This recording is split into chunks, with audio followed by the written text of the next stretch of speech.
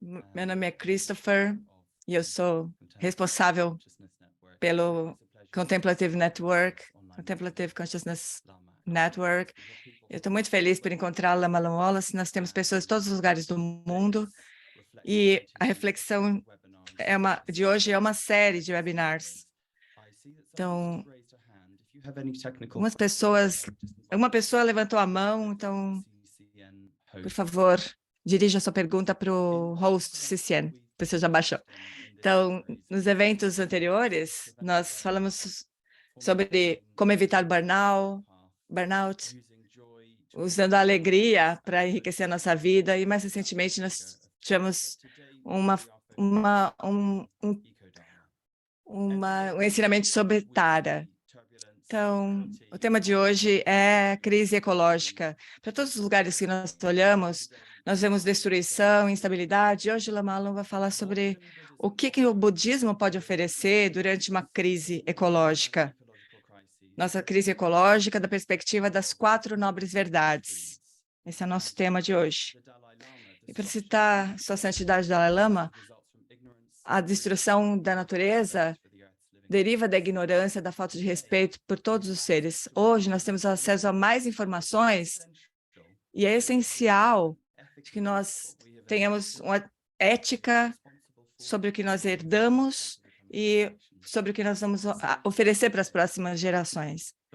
Então, hoje, o Dr. Alan Wallace vai fazer uma análise budista sobre a interdependência e as transformações culturais que nós precisamos, que precisa acontecer para que nós possamos proteger o meio ambiente. É um grande desafio apresentar o Lama Wallace, porque ele é tão... o que se tem a falar sobre ele é tão profundo e tão vasto, mas eu vou falar alguma coisa sobre ele. Então, ele é um dos principais eruditos, escritores e professores do budismo tibetano. Ele tem um rigor científico muito elevado e ele começou... Claro que o nosso tema é ecologia, mas ele inicialmente se interessou por ecologia, mas depois ele então se tornou um grande praticante e um grande professor budista, e ele sempre estudou a interface entre budismo e ciência. Aluno do Dalai Lama desde 1975, e ele viveu como monge budista durante 15 anos, e ele tem sido um grande tradutor, e ele tem contribuído muito para a conversa entre o Dalai Lama e os cientistas. Muitas pessoas já participaram ou já leram algum dos livros que ele traduziu e escreveu, mas além desse trabalho como erudito, Alan Wallace é um dos principais professores de meditação e guia de retiro no Ocidente. Alguns de vocês conhecem o Lama Wallace como presidente do Instituto Santa Bárbara para Estudos da Consciência e para o Centro de Pesquisas Contemplativas. Então, sem mais delongas, convido o Lama Alan, então, para falar sobre esse tema muito importante, tão vital. Muito obrigado, Cris, pela sua apresentação, muito graciosa, muito obrigado. E também por essa oportunidade de abordar esse tema, que talvez seja o tema mais importante da atualidade, que é a humanidade, para a humanidade nesta era. Então, o título, todos nós já vimos, e nós vemos muitas coisas na internet, diariamente nós estamos vendo como é que nós, os 8 bilhões de humanos, estamos destruindo nosso próprio ambiente, como se realmente nós nos preocupássemos com os nossos filhos, netos, ou 10 gerações à nossa frente, como se nós não nos importássemos. Mas é muito impressionante que nós possamos ser tão selvagens e insensíveis com respeito ao nosso próprio lar. E o nosso lar é essa bela terra. Quando eu fui convidado para falar sobre esse tema, e eu imediatamente respondi com o meu próprio coração, claro, desde os 13 anos, eu planejava devotar toda a minha vida à ecologia, ao ativismo ecológico, fotografia biológica, ativismo ambiental. Esse era o meu interesse. E esse era um Dharma que eu abraçaria completamente, por amor a essa terra e os habitantes da terra, e fazer tudo que nós podemos para protegê-los, para nos proteger. Mas com 20 anos, eu encontrei o Dharma do Buda, e eu acho que eu sempre soube intuitivamente que eu encontraria respostas mais profundas, mais efetivas aos problemas que já estavam surgindo nos anos 60, a sobrepopulação, uso muito elevado de pesticidas ou de combustíveis fósseis. Desde os anos 60, isso já acontecia. Já se ouvia falar que a crise climática ia ser um grande problema, mas nós fizemos muito pouco para responder a isso. E talvez seja um grande enigma, que as evidências são tão claras, tão avassaladoras, dolorosas, e igualmente óbvio também que nós, seres humanos, somos responsáveis por essa violação, essa deterioração catastrófica do nosso ambiente. E ainda assim, nós temos esses objetivos de curto prazo se sobrepondo aos de longo prazo, para toda a humanidade e para toda a possibilidade de a civilização humana continuar.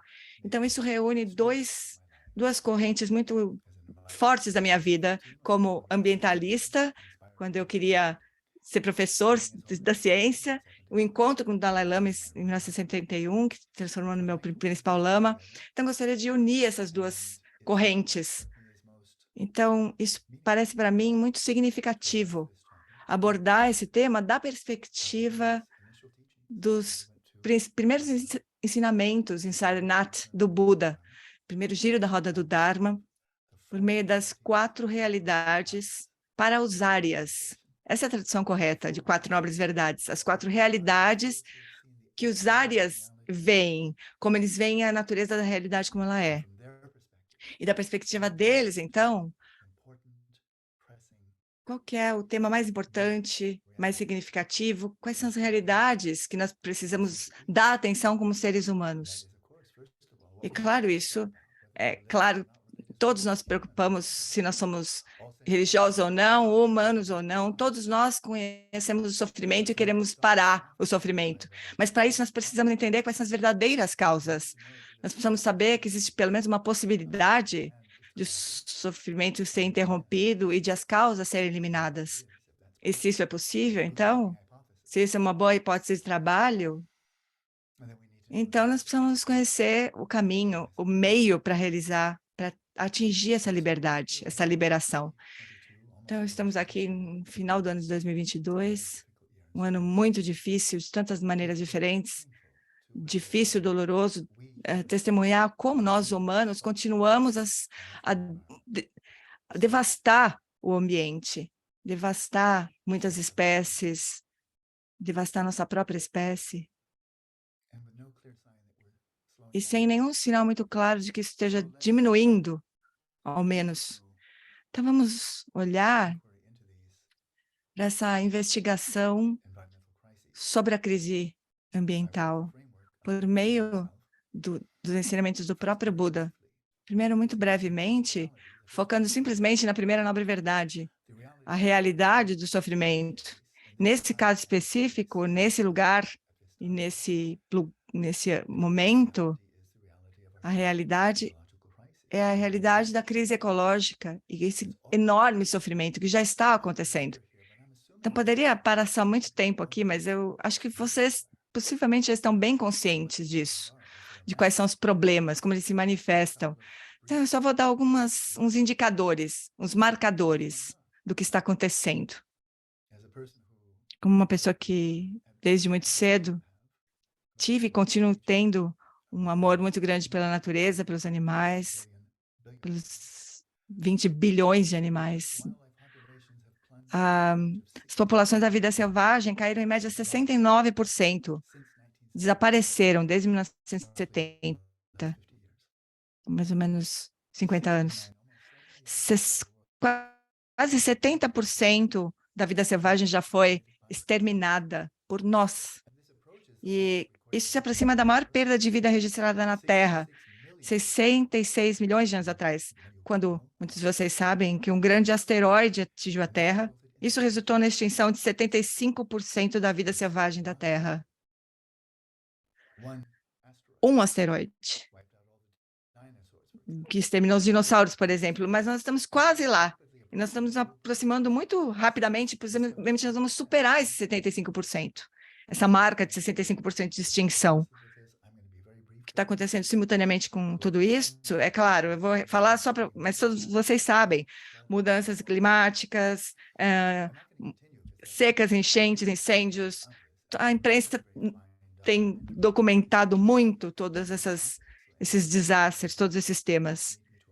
Vocês não precisam que eu elabore mais sobre isso, mas eu estou me preocupada um pouco com o fato de nós nos acostumarmos com isso, especialmente os países mais ricos,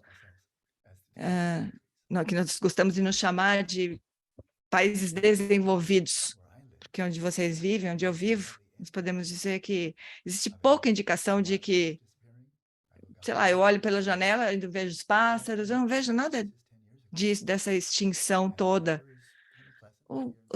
O clima aqui em Santa Bárbara é mais ou menos ok. Então, para muitos de nós, especialmente para os países ricos, desenvolvidos, pode parecer que isso é um problema de outras pessoas, de alguém muito longe de nós, aqueles países pobres, Bangladesh, outros países do mundo, países cujas populações estão só acima do nível do mar.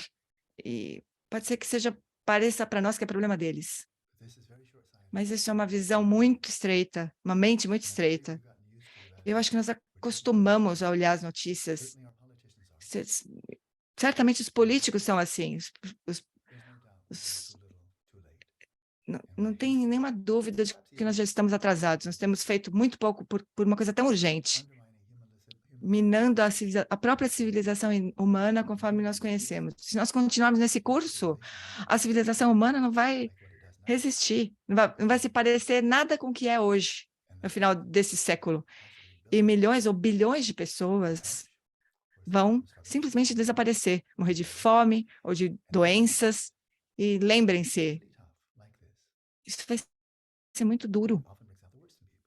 Isso geralmente ataca as pessoas mais pobres, transforma em guerras. Nós temos armas de destruição em massa. Nós podemos dizimar completamente as vidas nesse planeta. E os políticos estão mais ou menos acostumados com isso, com essa visão. E com respeito às armas nucleares, eles acham que isso está disponível realmente. Então, eu não vou me demorar mais nesse tema, mas eu gostaria só de dizer que quando diz respeito à primeira nobre verdade, o próprio Buda disse, essa é a realidade do sofrimento. Conheça, compreenda. O foco. Não diga isso não é problema meu, porque pode não ser seu problema hoje, mas será amanhã. E todas as próximas gerações. Pode levar talvez muitos anos, mas se nós continuarmos nessa trajetória, o sistema ecológico não vai conseguir mais se equilibrar. Mas ele se daria muito melhor sem nós. Talvez o sistema se recupere melhor sem nós. Então, essa é a realidade do sofrimento. Então, tá bom, nós precisamos agora olhar a origem dessas crises. Então, essa destruição humana dos habitats naturais, não é só a humana, mas dos habitats naturais todos, consumo dos recursos naturais que não são renováveis, além dos limites do planeta, e uma poluição massiva da Terra, dos mares, da atmosfera, da terra, dos rios e do ar que nós respiramos.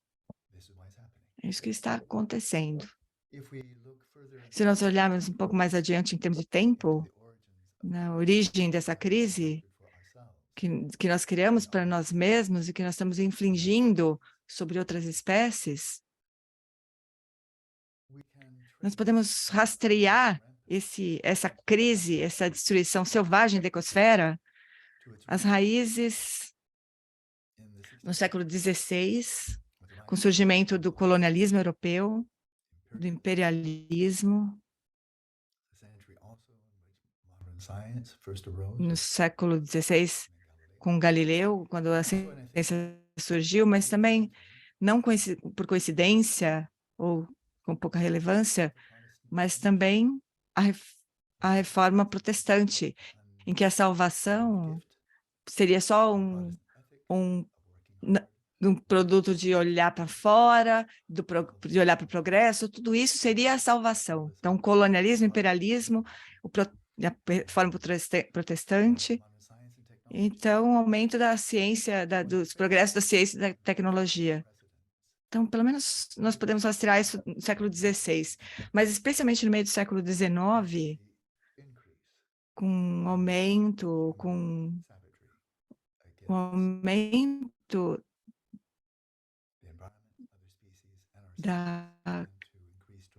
que aumentou dramaticamente a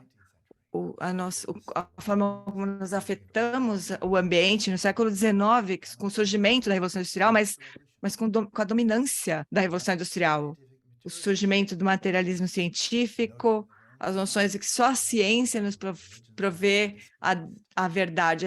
A religião foi transformada em uma superstição e foi desbancada, considerada antiquada pela ciência, pelo que é oferecido em vez do cristianismo como uma visão de mundo, e como que a pesquisa científica é conduzida pelos últimos 300 anos, desde o início do século XIX, desde o tempo de Charles Darwin, Thomas Huxley. O materialismo científico é a visão de mundo no qual a pesquisa científica é conduzida, ensinada, disseminada. E o que esse materialismo, então, trouxe junto com a própria visão de mundo, muito mecanicista, muito amoral e muito reducionista, isso teve um tremendo impacto também nos nossos valores, sobre aquilo que nós valorizamos. Então, a realidade como sendo amoral, como se fosse uma grande máquina, como é que isso influencia nossos valores? E os valores que se combinam muito bem com o materialismo, que estão em harmonia com o materialismo, são o hedonismo, nosso prazer tem que ser encontrado fora de nós, por adquirir, conseguir riquezas, acumulação de riqueza, de poder, de status, prestígio. Essa é a forma de atingir a felicidade. E, claro, isso teve um dramático e catastrófico influência no meio de vida da humanidade, que é mundial agora, que é o consumismo. Então, surgiram simultaneamente com a Revolução Industrial, o materialismo científico, mas quando a ciência é completamente confundida com o materialismo, parece que é um anátema que muitas religiões acreditam, Thomas Huxley e muitos outros que têm essa mentalidade também, nós deveríamos substituir toda a religião pela ciência. Então, os crentes religiosos deveriam trazer, então, um efeito adverso. Então, no cristianismo, é o fundamentalismo cristão, que também aconteceu durante o século XIX. Claro que o fundamentalismo não é só cristão, mas é a religião dominante, ainda no Ocidente. Então, nós tivemos o materialismo científico e o seu efeito adverso, o fundamentalismo cristão. E, por fim, outro movimento muito grande do século XIX, que, de novo, cresceu muito, conforme o tempo passou, foi o capitalismo, que realmente começou a mostrar seu poder no século XIX. E o efeito adverso do capitalismo, que é a crueldade que foi infligida pelos poderosos sobre a classe de trabalhadores, o efeito adverso, o comunismo, e, de acordo com o próprio Marx, sua contrapartida filosófica, o materialismo dialético. Então, de novo, a religião foi completamente rechaçada, com toda a ética, com parte da natureza. Então, esses 4 temas dominados pelo materialismo, alguém pode pensar, não, peraí, o fundamentalismo religioso, eles são religiosos, Eles não aceitam Karl Marx, eles não aceitam a ciência materialista, eles rejeitam a ciência e favorecem os textos religiosos, a Bíblia, o Corão. Mas, tendo conhecido muitos fundamentalistas religiosos na minha vida, parece para mim que muitos deles, cristãos e outros, consideram que hoje a salvação, a redenção, a vida já está assegurada, já está feito o trato. Eles não precisam fazer mais nada, exceto sustentar as crenças e obedecer essas crenças.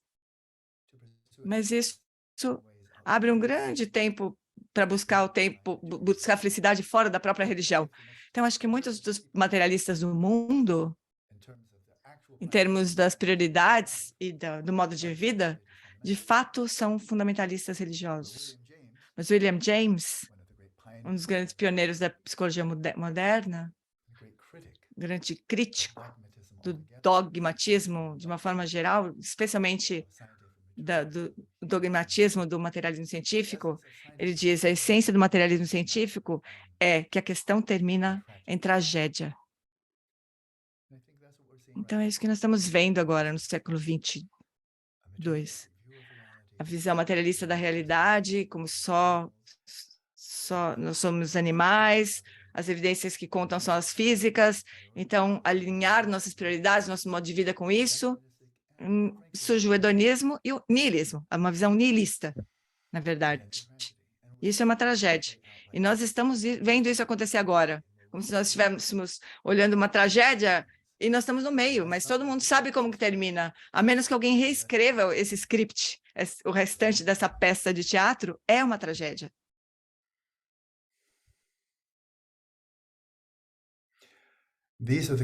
Então, essas são as causas em termos de conduta dos seres humanos. Mas por que nós nos comportamos assim, de uma forma tão irracional, tão deludida, catastrófica e tão... Por que nós estamos trabalhando contra o nosso próprio bem-estar, nosso e das próximas gerações, e todas as outras espécies? Por quê? Não é inexplicável, nós não deveríamos só dizer, nossa, que mistério. É aqui que nós nos voltamos para o Buda Dharma, como sua santidade Chris citou no início, como ele disse, que a delusão e a ganância, a ignorância e a ganância, certamente são causas, são os 3 venenos. Então, as causas internas dessas crises, dessas quase incompreensivelmente... Eu não vou dizer isso. Nós somos eurocêntricos aqui, eu não vou apontar para ninguém, eu estou falando de mim mesmo também. Mas as causas internas são a ganância humana por riqueza, individualmente, comunidade, nos negócios, nos governos, nações.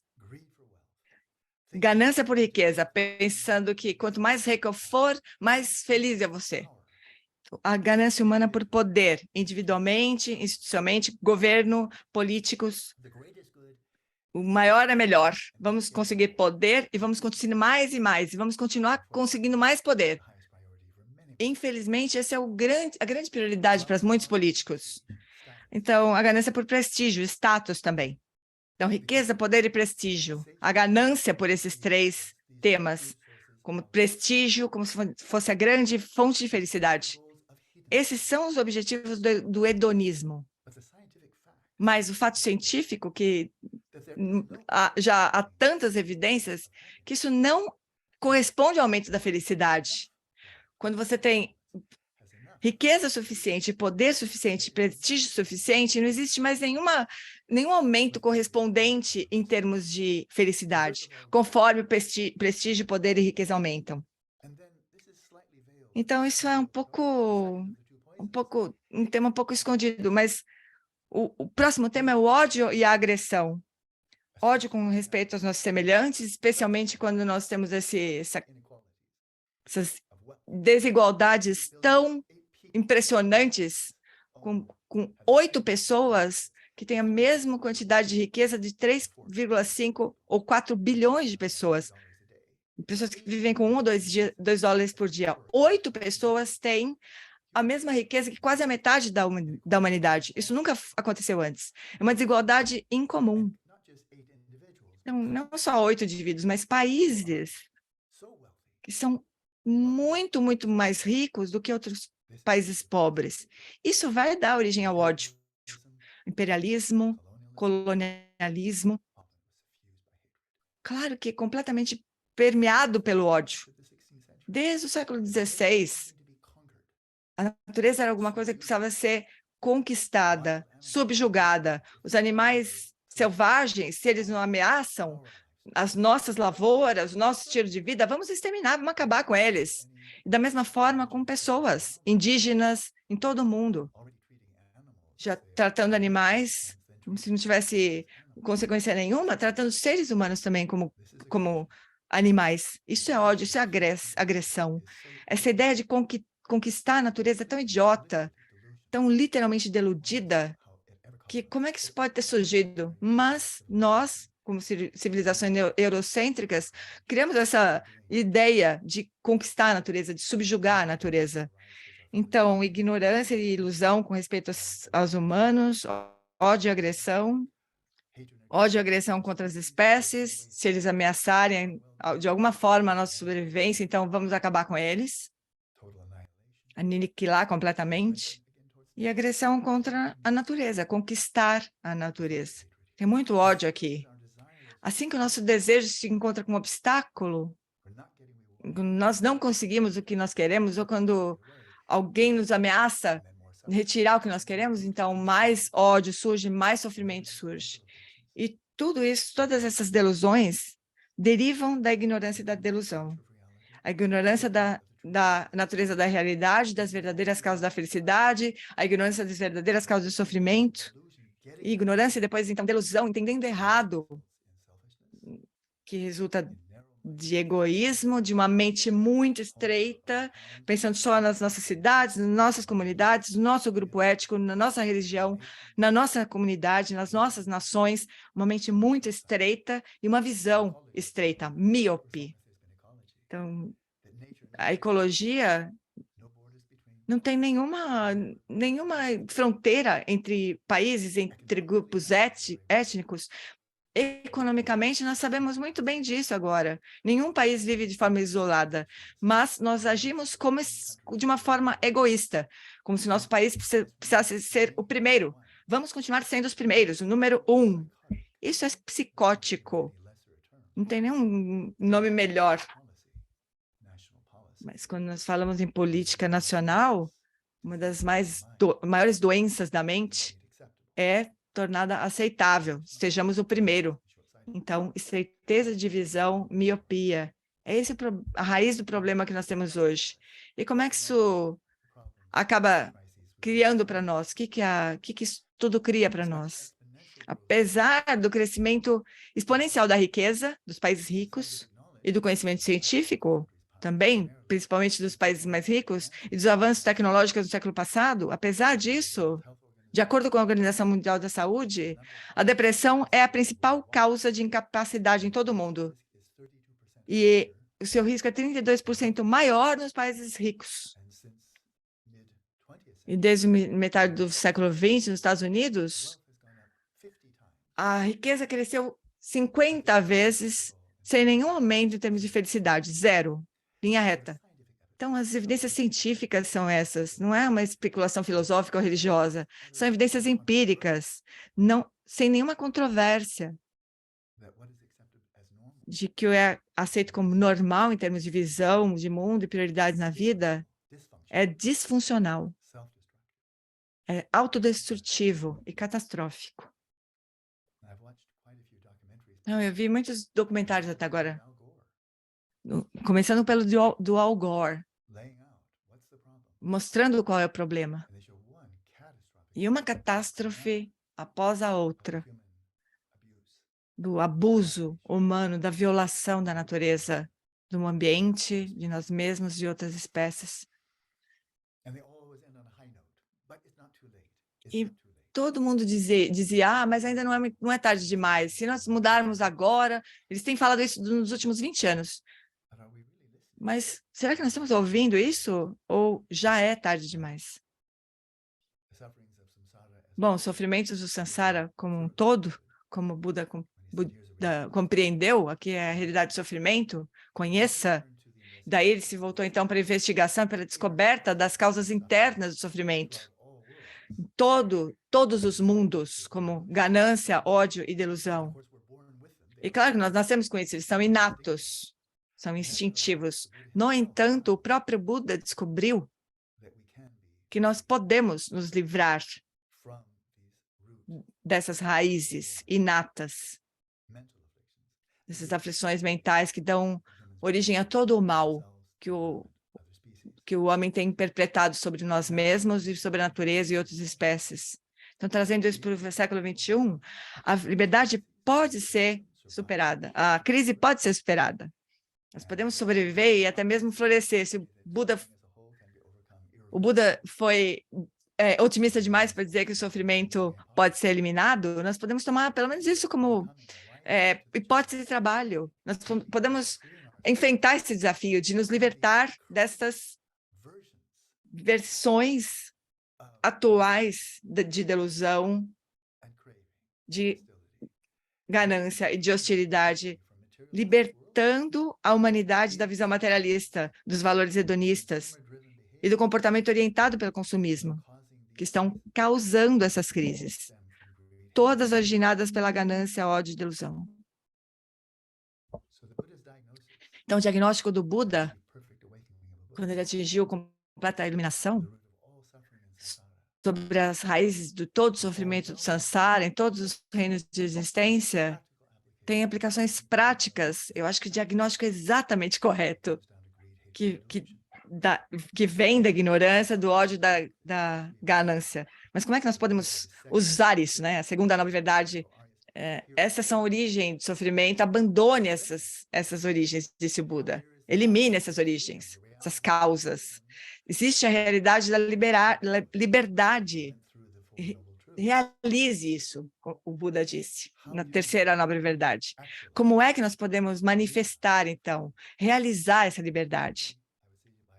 Eu diria que só através da cooperação global de indivíduos, instituições e nações, todos se unindo sob uma causa comum, uma ameaça comum,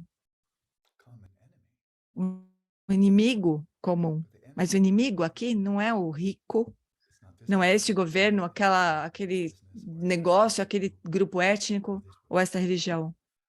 O inimigo comum da humanidade nesse momento, que está nos matando, destruindo nossa forma de vida, sacrificando os nossos próprios filhos e nós mesmos. Os inimigos são a nossa própria ganância, raiva e delusão. São as nossas próprias aflições mentais. Isso resulta, então, em comportamentos destrutivos. Então, nós precisamos nos aprofundar e olhar as soluções que já podem ser encontradas. Então, a quarta nobre verdade, a realidade para os áreas, que é o caminho de se livrar do sofrimento de suas causas. O sofrimento que vem desde o século XVI e que cresceu enormemente no século XIX, acentuando-se, crescendo exponencialmente no século XX. Quando nós aprendemos mais sobre o século XX, cientificamente, e todos os séculos passados em combinação, o crescimento tecnológico do século XX foi maior do que todos os séculos anteriores. E ainda assim, foi mais destrutivo.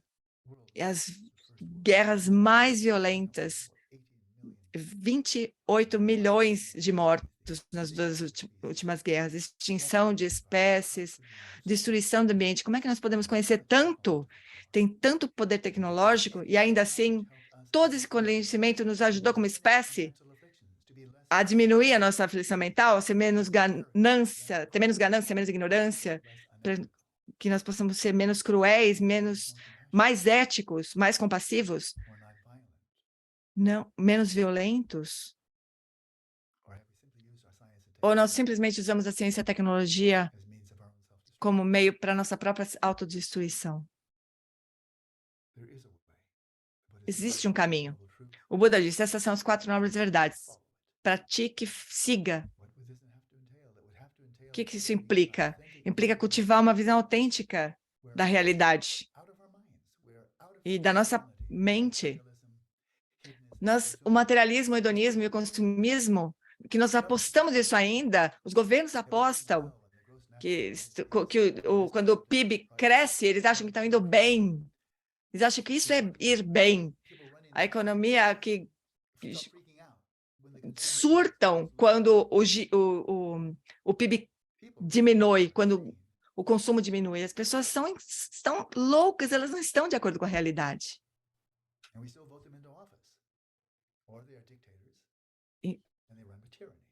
E nós temos os ditadores ainda, os grandes tiranos, que se tornaram simplesmente capitalismo nacional. O comunismo, sob esses ditadores, tornaram capitalismo nacional. Todos eles fazem isso. Então, os trabalhadores simplesmente não recebem nada por isso, pelo grande crescimento das nações comunistas. Então, cultivar uma visão autêntica da realidade da humanidade no nosso meio ambiente, reconhecer a interdependência de todos os seres, nós e todo mundo inanimado. Nós perdemos isso de vista. Individualmente, as companhias, as nações, nós sentimos que nós podemos infligir mal aos outros, às outras nações, outras pessoas, animais, ambiente, e usar uma...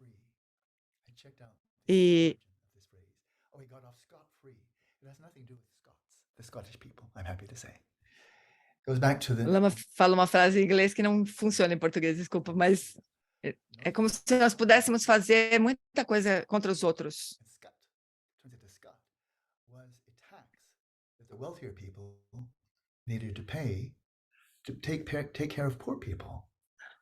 É uma metáfora que não funciona em português, desculpa, mas é como se a gente pudesse fazer mal para qualquer grupo de pessoas sem que isso custe nada. Então, tem um termo em inglês, scat-free, que tem a ver com taxação, impostos. Eles podiam cobrar qualquer tipo de imposto, que isso não teria nenhum problema para eles, nunca causaria nenhum problema. Mas as nações muito poderosas, essas empresas muito poderosas, elas fazem isso. Elas pagam muito pouco imposto e eles conseguem benefícios disso. As grandes nações conseguem obter benefícios das nações mais pobres, sempre. Mas agora, a crise climática, esses países pobres estão pedindo para essas grandes nações, por favor, nos ajude financeiramente para que nós possamos lidar com a crise climática também. Esses países que foram tão explorados pelos países ricos. E essa crise toda que os próprios países ricos causaram. E agora essas grandes nações dizem, tá bom, nós vamos dar um troco para vocês conseguirem fazer isso. Mas se todos nós simplesmente pudéssemos morrer e daí tudo terminasse realmente na morte, claro, bom, claro que é um artigo de fé do materialismo também, de que a morte é o fim. Como se a extinção do sofrimento, a terceira nobre verdade, fosse simples. E daí você se dá bem. Você pode ser desonesto, explorador, selvagem. Você pode ser um político, assim, um homem de negócio. Mas tudo bem, se você morrer e acabar, tudo bem. O materialista acha isso. Qualquer coisa que você fizer, não tem problema, não vai ter consequência para você. Vai ter consequência para os outros, não para você. Mas o Dharma do Buda diz que não, que isso é fé cega. Eu tenho refletido sobre isso recentemente. A cessação da consciência individual na morte, que é um artigo completamente a partir de fé do materialismo, que satura a mídia, que satura a educação, que satura os governos, que você só tem uma vida para viver, então vamos viver. Isso é ser realista. Mas isso não tem nenhum sentido, é uma propaganda falsa. A cessação da consciência na morte não pode ser conhecida por princípio. Porque se fosse verdade, no momento em que a sua com a sua consciência cessasse, você não estaria ali para ver. Você seria consciente, consciente, consciente, depois inconsciente, você nunca saberia que você não está mais consciente. Então, não pode ser conhecido esse fato. E a consciência nunca foi detectada objetivamente, nunca foi definida, a presença da consciência nunca foi objetivamente medida. Então, a presença ou a ausência de consciência é possível. E a terminação, o fim da consciência na morte não pode ser conhecida por medidas objetivas, pelo simples fato de não ser física. E, portanto, a cessação da consciência na morte não pode ser conhecida por medidas objetivas. Portanto, não existe base empírica para isso, ou racional para dizer que é verdade. E muitas pessoas acreditam nisso, piamente. Tem certeza disso. Ah, pelo menos quando eu morrer, o problema não vai mais ser meu, é seu. Que pena, hein? Mas ninguém se dá bem assim. Essa é a verdade. É uma verdade desagradável, inconveniente. Não é desejada, é horrível essa verdade. Mas ninguém se dá bem. No final, ninguém. Nem um indivíduo, nem uma comunidade, nem uma nação. Você pode dizer que você pode achar que você vai se livrar disso, mas não vai. Essa é a verdade. Nós existimos de forma interdependente com todos os seres sencientes. E a demolição mais efetiva da visão materialista, científica, de que tudo se resume em matéria, energia e o mundo objetivo que está lá fora, isso tem sido cada vez mais devastado, refutado por pessoas que sabem muito a respeito do universo físico, matéria, os físicos.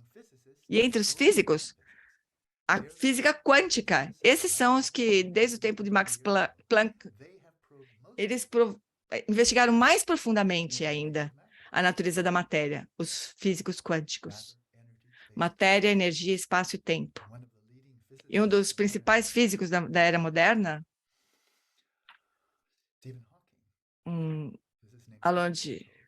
aluno de Stephen Hawking, Thomas Hartog, ele é o principal físico teórico. Ele diz: você pode pensar nessa realidade quântica um pouco como uma árvore. Os ramos representam todos os universos possíveis, e as nossas observações, nós somos parte do universo, portanto, somos parte dessa árvore.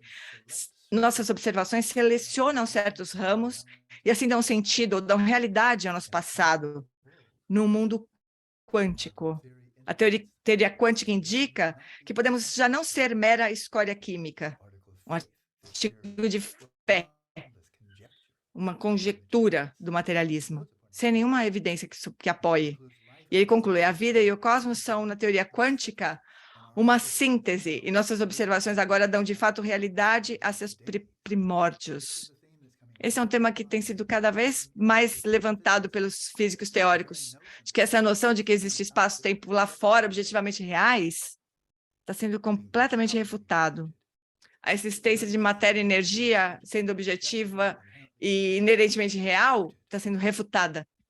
A noção de que nós somos só escórias químicas que surgiram a partir de substâncias químicas, como o gênio da lâmpada, isso é histericamente supersticioso, que está sendo jogado sobre nós pela ciência e está sendo refutado pela própria ciência, mas a mídia ignora isso. A mídia vai onde o dinheiro está, e é o materialismo. Mais uma citação de Christopher Fuchs. Não é que o mundo seja construído a partir de coisas lá de fora, como os gregos compreenderam. Nem é construído a partir de coisas aqui de dentro, como os idealistas como George Berkeley e Eddington compreenderam. Ao contrário, o material do mundo está nos aspectos que cada um de nós encontra em cada momento vivo. Material que não está nem dentro de nós, nem fora, mas está antes da própria noção, dessa noção de separação entre os dois. Então, isso fala sobre uma visão radical, fundamentalmente radical, da natureza do universo como um todo, a natureza da mente, a natureza da existência humana e o nosso papel na natureza, porque nós entendemos completamente, catastroficamente errado e estamos pagando o preço por isso. Em termos de prioridades, como Buda nos lembrava, todos querem se livrar do sofrimento e encontrar a felicidade. E Shantideva aponta que, embora nós queremos nos livrar do sofrimento, Nós corremos atrás das causas dele.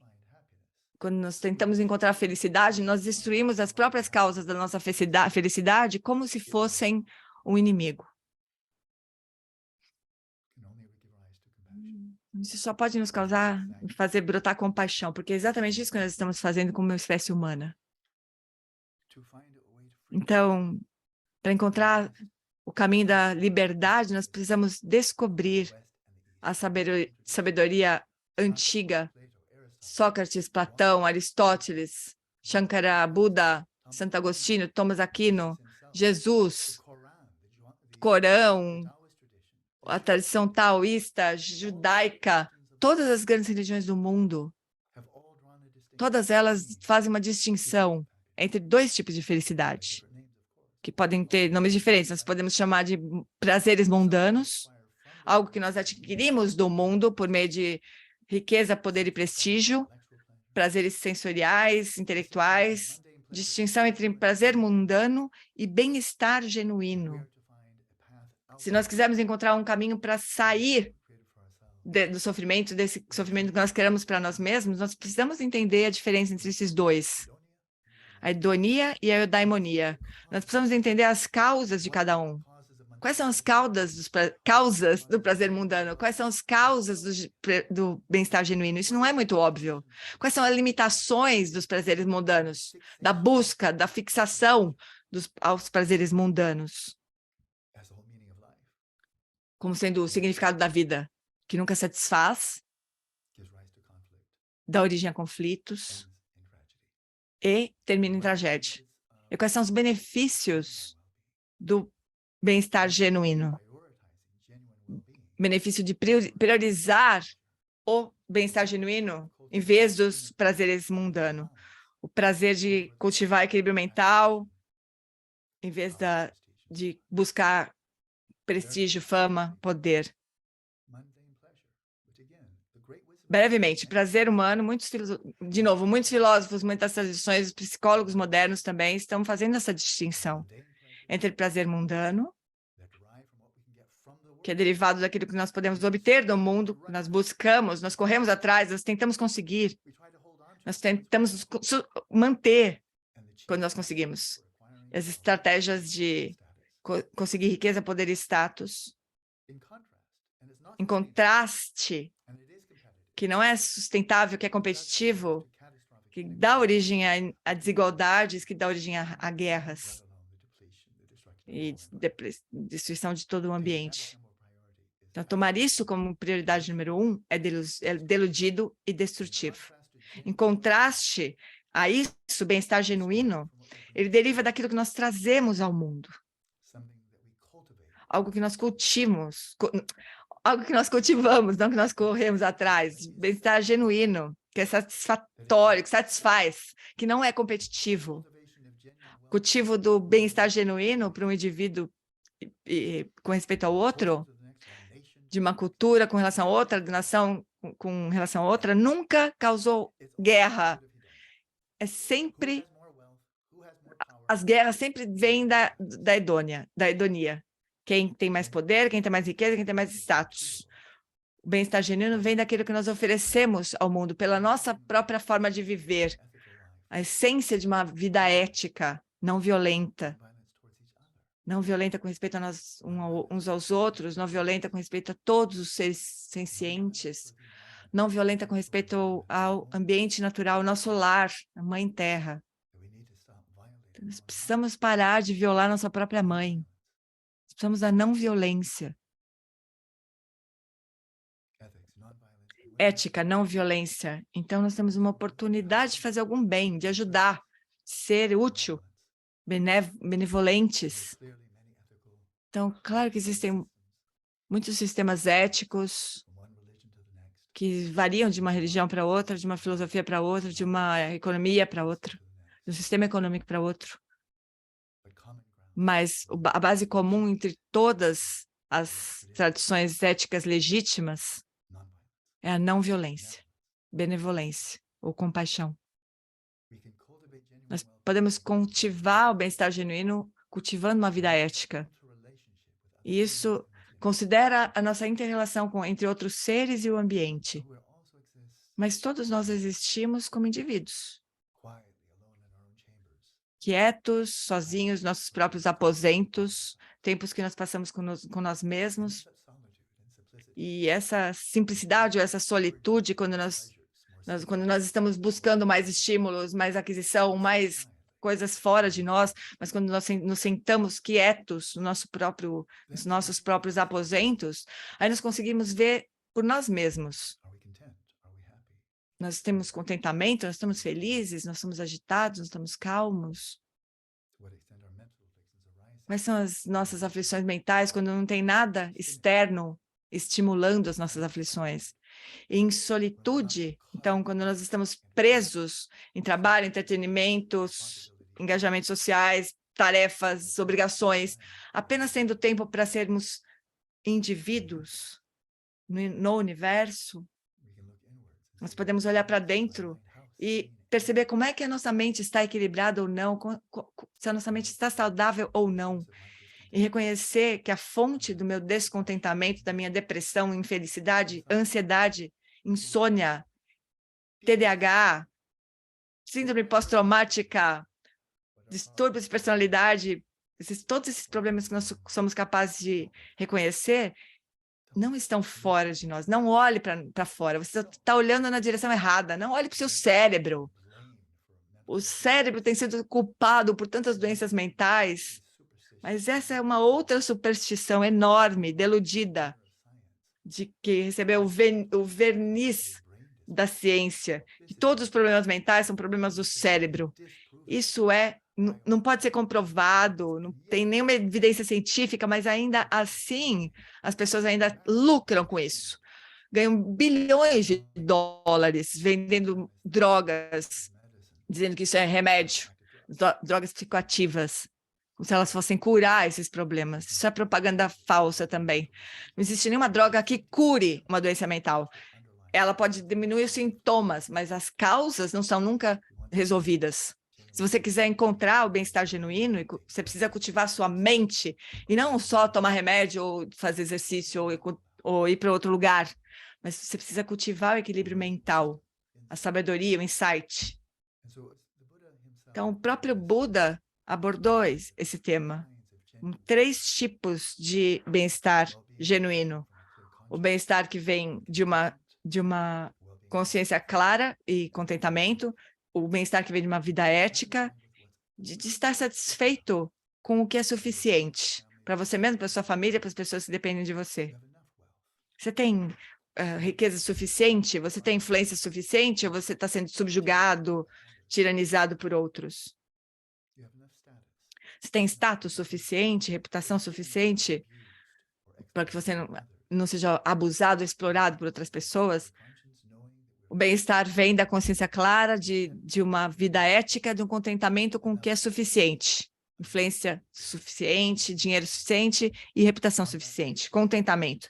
E nessa base, então, surgem os 3 treinamentos principais, que são os 3 treinamentos principais. Eles levam a uma dimensão de bem-estar muito mais sustentável, que vem do cultivo do samadhi, que literalmente significa a unificação da mente.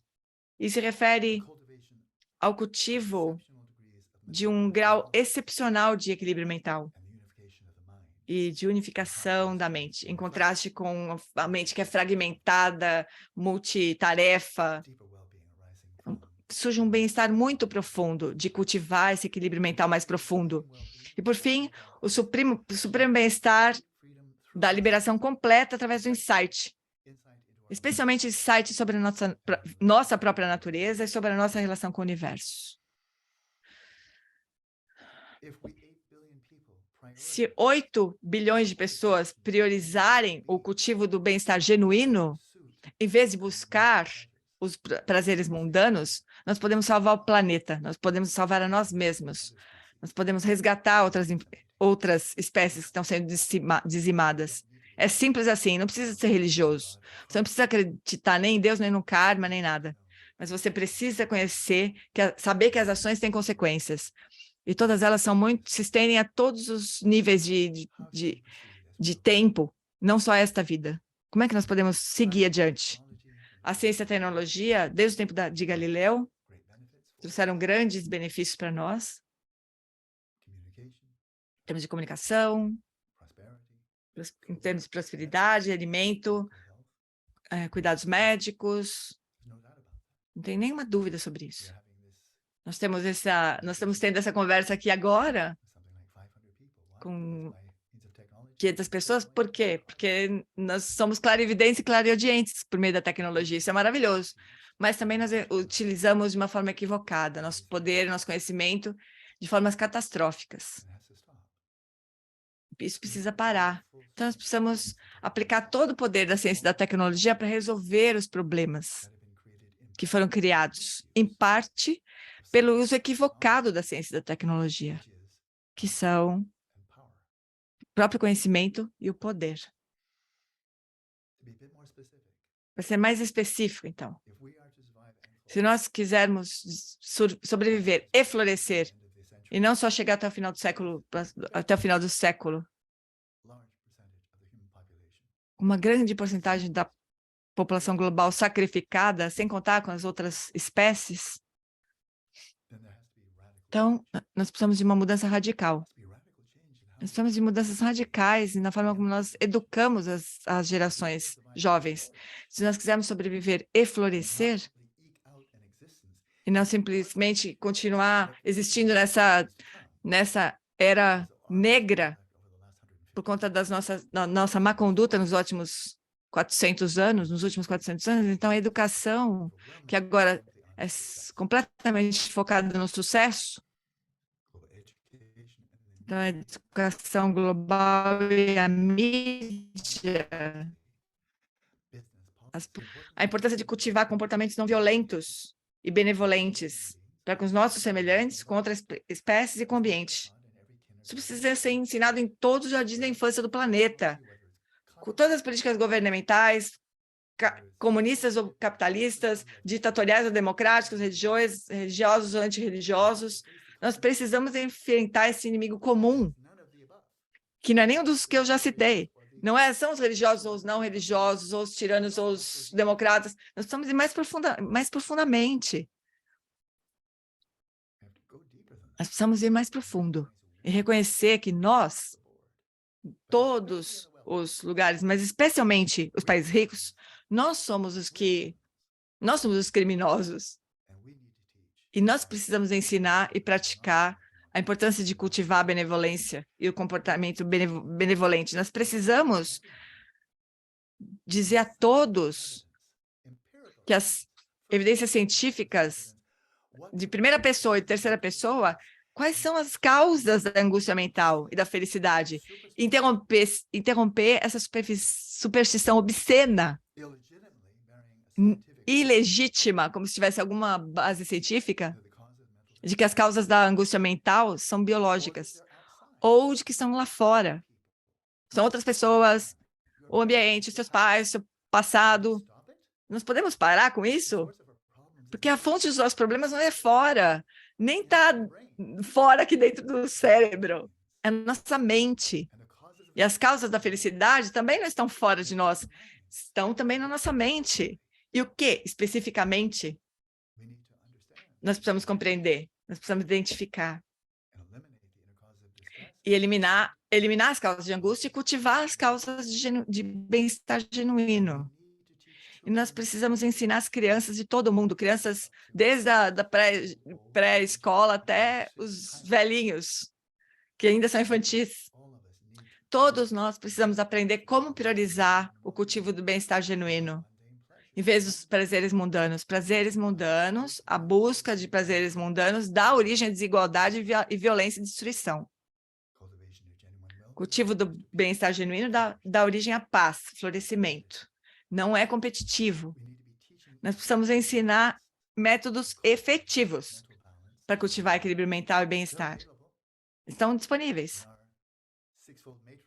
Na nossa matriz de 6 equilíbrios, nós temos mais de 40 cientistas, educadores de todo o mundo trabalhando nessa iniciativa. Existem métodos muito claros para cultivar 6 tipos de equilíbrio mental. Nós também precisamos enfatizar a educação é a mídia, a natureza das ações individuais e coletivas e as consequências no mundo natural. Na minha mente, para mim, isso é simplesmente dolorosamente óbvio de que a consciência individual não termina na morte. Por mais que as pessoas apostem a vida nisso, esperam, rezam para que seja assim, pelo menos quando eu morrer, os meus problemas vão terminar. Essa é uma esperança vã. Não tem nada de científico nisso, nem racional. A noção de que a consciência vem de substâncias químicas, isso é... Não tem nenhum ramo científico, físico ou químico que fala que substâncias não físicas surgem de substâncias físicas, funções não físicas surgem a partir de físicas. Isso é física voodoo, química de voodoo, biologia do voodoo, é superstição, sem nenhuma base em fatos empíricos. Mas o marketing é fantástico, fantasticamente destrutivo, catastrófico, enganador. As nossas ações têm consequências para as gerações futuras nesse planeta, e quer nós gostemos ou não, a realidade é de que as nossas ações têm consequências para nós além desta vida. É verdade. Você pode duvidar, você pode apostar sua vida, mas é melhor apostar sua vida em coisas que nós possamos saber. Eu estou completamente convencido que tem pessoas que sabem o que acontece depois da morte, porque eles passaram pelo processo da morte com lucidez. Desde o início do processo da morte até o final, com lucidez durante todo o tempo, lúcidos depois, o corpo e o cérebro mortos, lúcido no bardo, nesse processo de transição, até conseguirem reportar no outro lado. Então, esse processo é conhecido, pode ser conhecido, mas isso precisa ser trazido para o contexto da ciência e não relegado a crenças religiosas, que muitas pessoas não levam a sério. As nossas ações têm consequências. Para todos nós, como espécie, talvez esse seja o ponto insight mais importante que o Buda traz.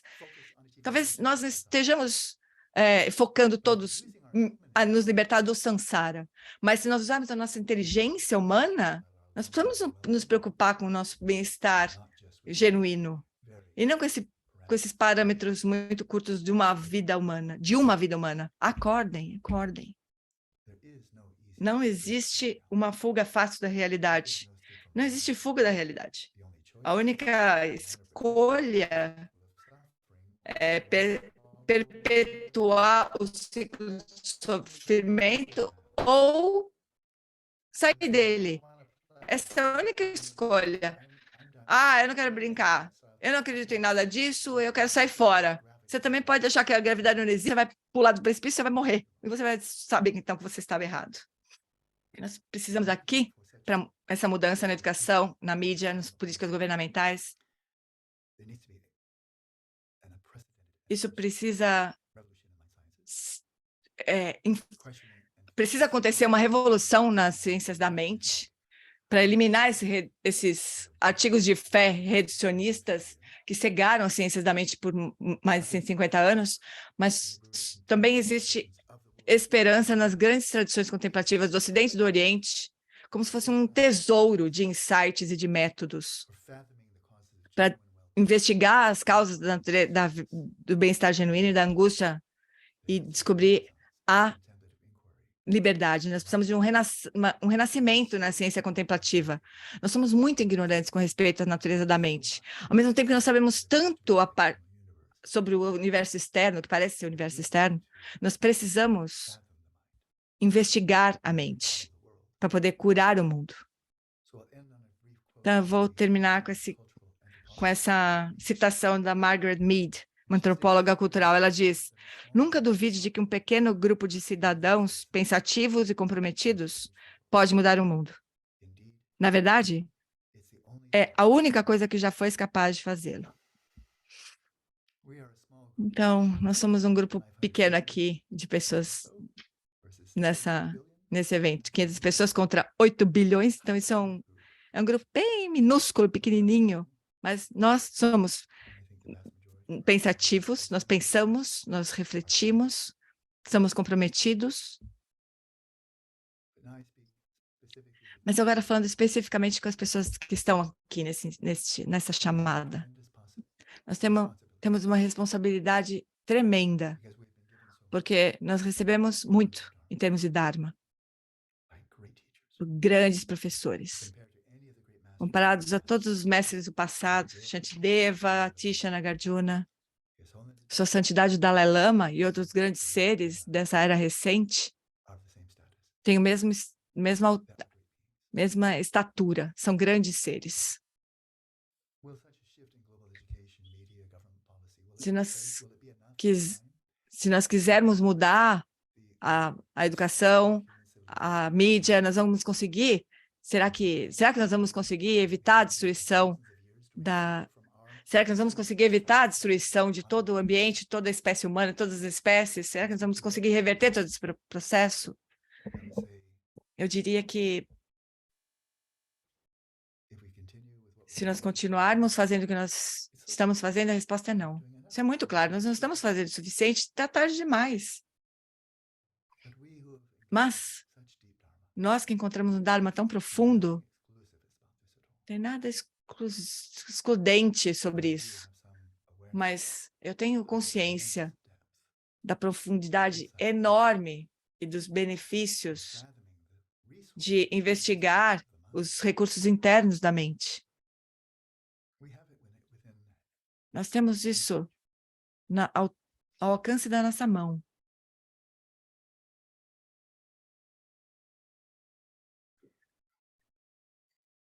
To become great.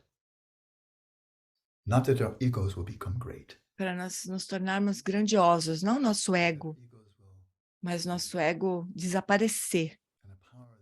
E o poder que transcende todos nós individualmente e que surge através de nós, que é a nossa natureza búdica, lucidez prístina, consciência primordial, o Buda interno. Eu realmente acredito que aqueles de nós que tivemos tanto privilégios de conhecer Bodhicitta relativa e última, o Lojong, os 4 incomensuráveis, o poder do Samadhi, o poder da sabedoria, o poder de identificar e repousar na lucidez prístina, o potencial de trazer, de fazer surgir um espectro enorme de percepções extrasensoriais e siddhis, tudo fluindo a partir dessa fonte última, que é a natureza búdica.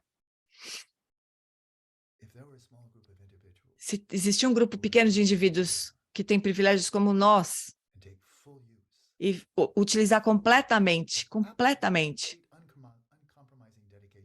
uma dedicação comprometida completamente com o Dharma, nós temos a habilidade de nos tornar viras e virás, verdadeiros heróis e heroínas.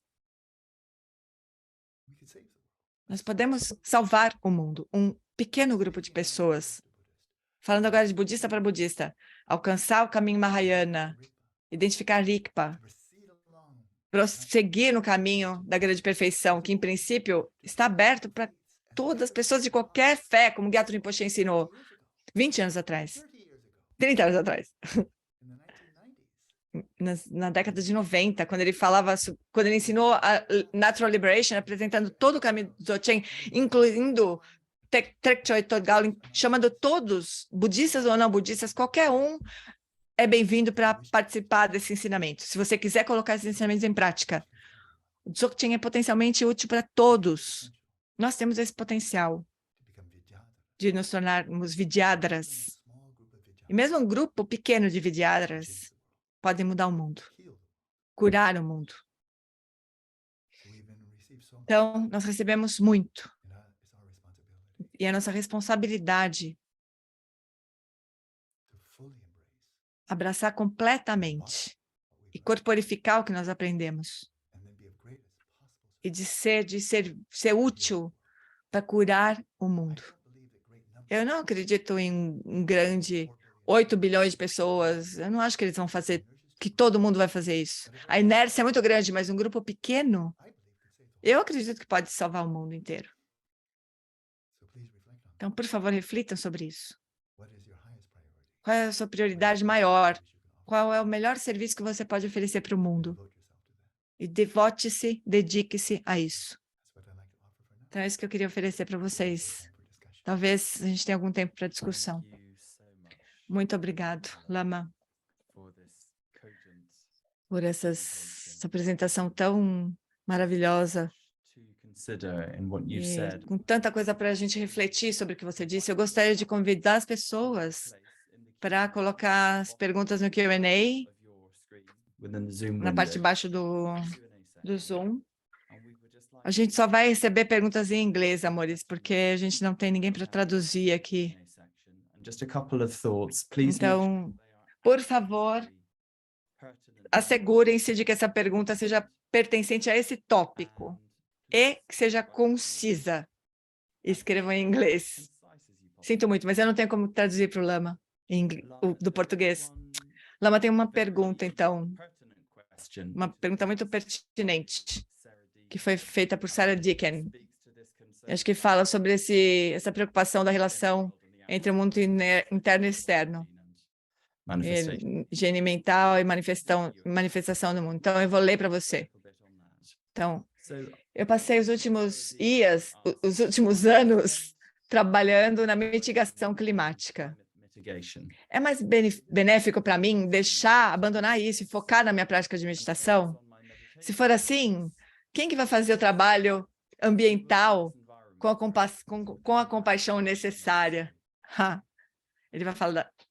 Muito obrigado. Essa é uma pergunta pertinente. E claro que vocês sabem que a minha decisão quando eu tinha 20 anos foi me desconectar da educação ambientalista e comprei uma passagem só de ida para a Índia para estudar o Dharma. Mas a resposta para a sua pergunta é claro que só pode ser autenticamente respondida por cada um de nós individualmente. Se nós olharmos para a realidade do caminho para a liberação, precisa incluir tudo. Nós precisamos incluir tudo. A gente não pode falar, vamos todos entrar em retiro, 8 milhões de pessoas, vamos todos para o retiro, tragam seus filhos. Isso não vai acontecer. Nós precisamos de tudo. Nós precisamos de ativistas globais para a questão climática. Nós precisamos de pessoas trabalhando em combustíveis, em combustíveis que não sejam fósseis. Nós precisamos de ativistas, nós precisamos de educadores na ciência, na tecnologia, na educação, nas políticas governamentais, etc. Nós precisamos de tudo isso. Não tem nenhum único grupo que individualmente vai curar o mundo. Mas aí nós podemos nos perguntar, individualmente, eu não vou responder a sua pergunta para você, por você. Mas nós podemos nos perguntar, quais são as oportunidades que nós temos que quase ninguém tem? O que nós podemos trazer de contribuição que quase ninguém pode contribuir? O que nós temos na nossa mão? Nós precisamos de médicos, nós precisamos de biólogos, nós precisamos de engenheiros, nós precisamos de tecnólogos, nós precisamos de tudo. Mas existem milhares deles. Então, se eu for entrar em retiro, o que vai acontecer se todo mundo entrar em retiro? Isso não vai acontecer. Não vamos fazer perguntas tolas. Ninguém está sugerindo que todo mundo entre em retiro. Isso seria ridículo pensar que todos iriam. Também não são todos que vão se tornar ativistas ambientalistas. Algumas pessoas vão trabalhar para preservar o ambiente, outras pessoas vão trabalhar na educação, mas nós precisamos seguir o nosso coração. Encontrar o que é a nossa prioridade mais elevada. Mas eu sugiro que quando você tomar sua decisão, nós nos perguntamos individualmente, cada um de nós aqui, com a nossa própria história, o que eu posso oferecer, que talvez ninguém mais possa oferecer. E faça isso. Então, olhe para o conhecimento, para a compreensão que você adquiriu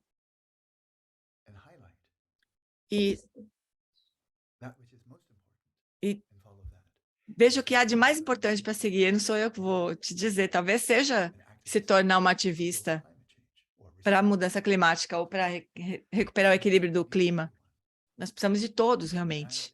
Mas, como uma pessoa que dedicou os últimos 55 anos da minha vida só ao Dharma, então eu sei por mim, com consciência completamente clara que eu vou desaparecer daqui 2 semanas e por um tempo vou explicitamente eu sei que eu sou completamente inútil para o ambiente nesse momento. Eu vou ficar sozinho aqui em retiro solitário, meditando muitas horas por dia. Eu não vou traduzir, eu não vou ensinar, não vou escrever, eu não vou responder e-mails. Mas eu sinto que esse é o maior serviço que eu posso oferecer nesse momento. E eu não vou limitar o meu retiro em tempo. Será? Não sei se vai ser 3 meses ou 6 meses. Eu vou me perguntar repetidamente em retiro, hoje, essa semana, este mês, onde que eu poderia trazer mais benefício? Como é que eu poderia oferecer mais benefício para o mundo? Eu deveria ficar mais tempo em retiro ou seria mais benéfico sair nesse momento? E assim que a resposta for, saia, é nesse momento que eu vou sair.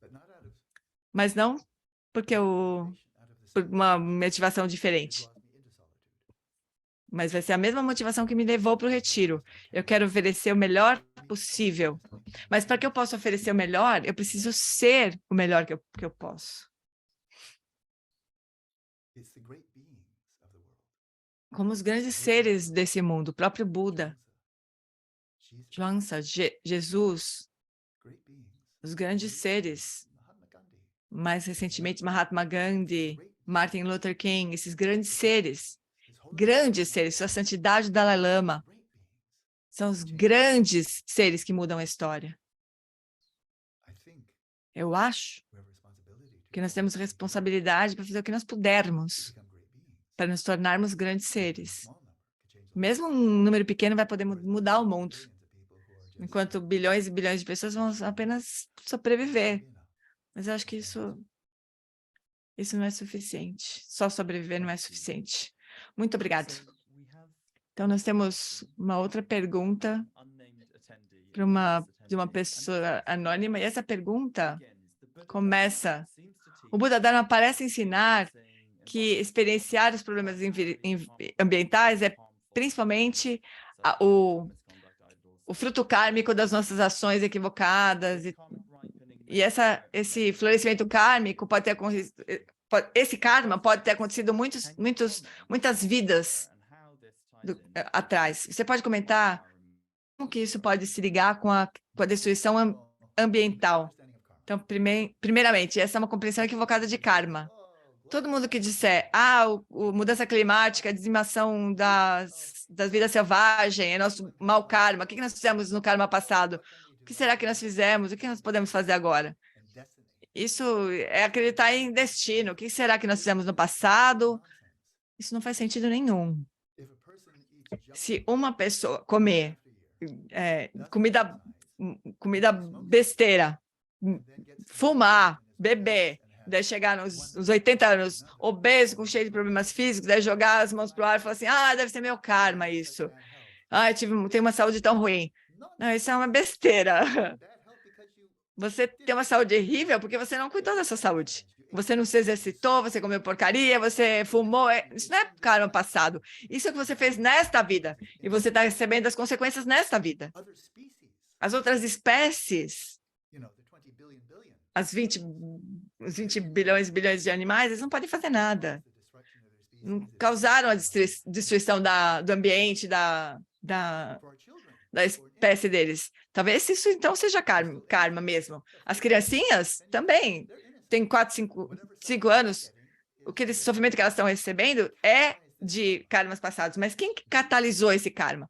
Nós catalisamos. Então, no contexto teísta, Sua Santidade fala, nós deveríamos rezar para Deus, para Ele nos livrar do mal, da mudança climática e fome, e seca. Nós devemos rezar para Deus. E o Dalai Lama disse, Deus não criou essa confusão. Por favor, vai lá e conserte. Nosso karma passado não criou nossa crise climática. Nós fizemos, nós criamos. Então, não vamos culpar o karma de muitas vidas anteriores para as consequências que nós conseguimos rastrear nesse momento da história. Essas são ações e consequências. Mas não precisa acreditar em karma e reencarnação para ligar esses pontinhos, para dizer essa é a causa, essa é a consequência. É por isso que nós voltamos ao século XVI, daí a explosão do problema no século XIX. E a acentuação desses problemas que nós estamos perpetuando agora no século XX e XXI. Não é karma passado de muito tempo. Karma em termos de causa e consequência, sim, mas isso não é contingente a nenhuma crença, nem em reencarnação, nem consequências das nossas ações em vidas futuras. Então, essas são ações e consequências de uma realidade observável. E sobre isso nós precisamos nos responsabilizar. Nós temos uma outra questão aqui sobre Ferran Ponet. Não sei se eu pronunciei corretamente, mas ele disse, nós sabemos por décadas que a ignorância é a fonte de destruição da natureza. Quando nós combinamos ensinamentos ecológicos e espirituais para as pessoas, eles focam em resolver problemas psicológicos ou de felicidade. Os decisores não vão a esses ensinamentos. Os ensinamentos espirituais e ambientais, normalmente eles não estão ligados. Como fazer surgir essa consciência sobre o benefício da vida? Como é que nós podemos levar isso para organizações e como transmitir isso para organizações? Então, desculpa, eu acredito que muito do que você disse é verdade. Os decisores de grandes países, mas também de pequenos países, os chefes de grandes corporações, eles tomam grandes decisões. Tem países cuja economia depende da venda de combustíveis fósseis. Então, tem países e mercados que fazem lobby agora, os decisores, com muita influência, para queimar mais combustível fóssil, para que eles possam ter lucro no curto prazo e destruir tudo em 100 anos, mas esse é problema das outras pessoas, eles pensam, sentindo que vão poder se dar bem, sair livres. Mas para nós que vivemos em democracias, que votamos em pessoas que tomam decisões, eles estão no poder porque nós colocamos essas pessoas lá. Nós podemos tirar o poder deles, removendo essas pessoas de lá e não votando neles. Nós precisamos de ativistas políticos, ativistas ambientais. Nós precisamos monitorar o governo para que eles trabalhem pelo povo do país. Nós precisamos definir critérios. Eles são saudáveis mentalmente, eles são qualificados, mas nos Estados Unidos, nesse governo estranho dos Estados Unidos, como nós vimos, pessoas sem nenhuma qualificação recebem votos e são eleitos. Desde a Califórnia até o próprio país, sem nenhuma qualificação. Então, isso é uma democracia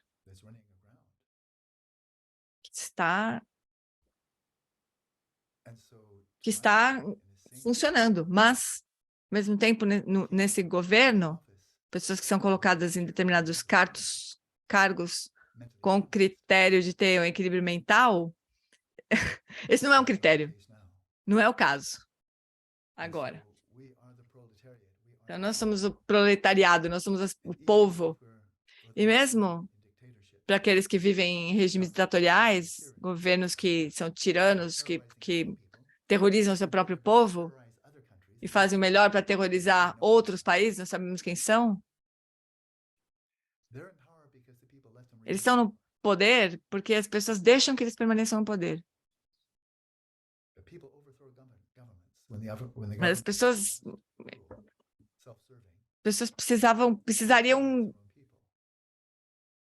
botar para correr esses governantes que terrorizam as pessoas. Nós precisamos de revoluções em múltiplos frontes.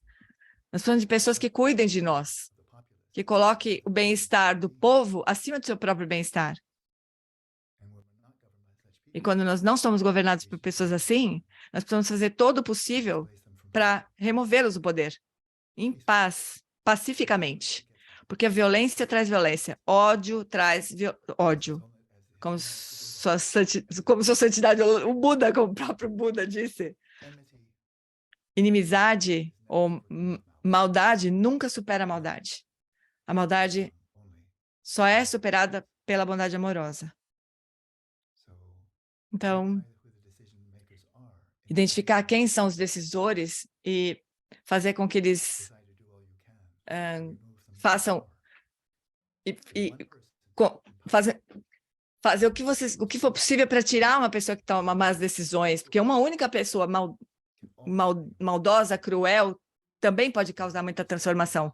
Assim como uma pessoa no poder que seja benevolente, sábio e gentil pode também causar transformação. Nós precisamos fazer o que for possível para identificar quem são os decisores, escolher esses decisores, para que eles tomem decisões por todos e não para eles próprios, individualmente, para gratificação individual, sacrificando todos os outros.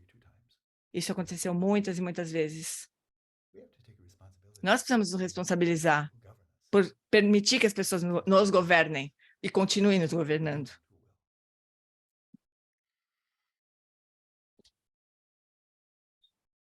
Thank you, Lama. Obrigado, Lama.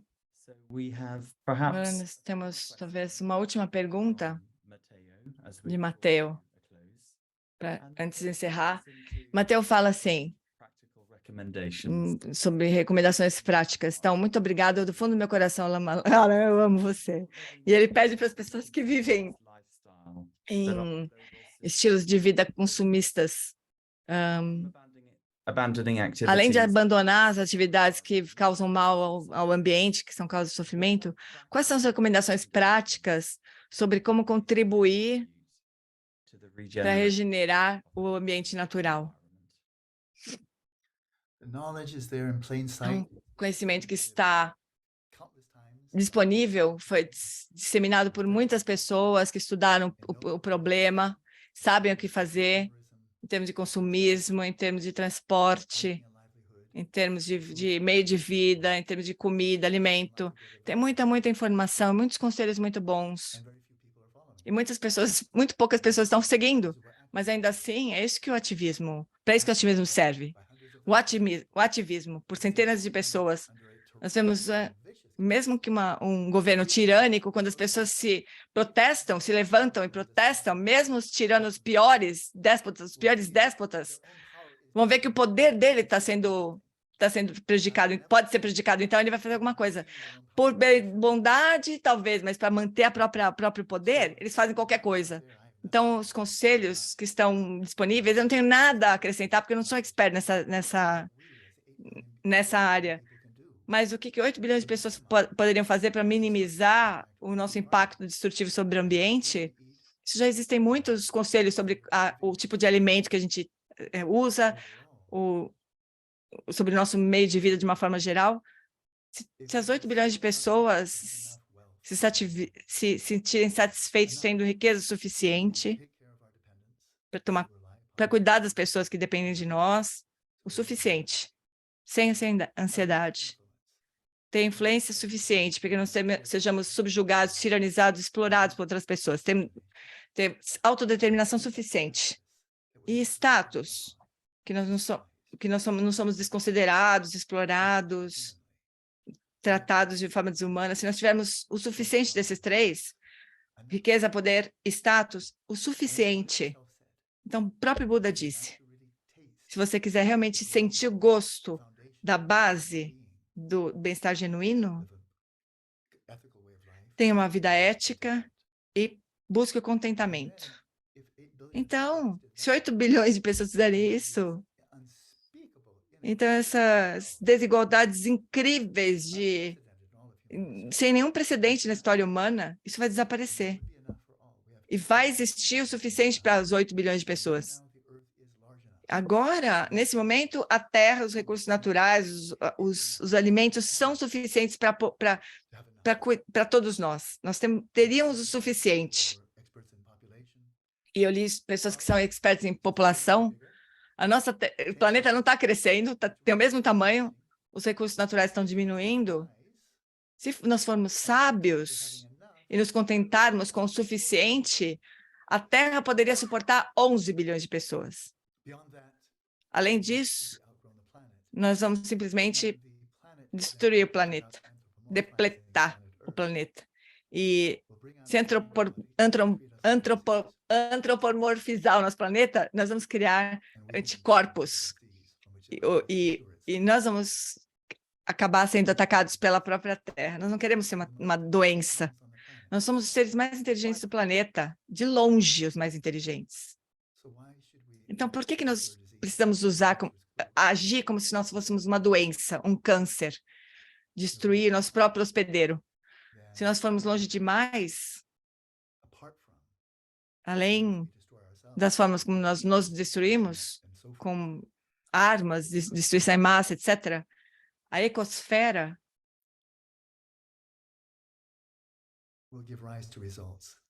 vai criar os resultados para limitar os danos e vai infligir sobre nós.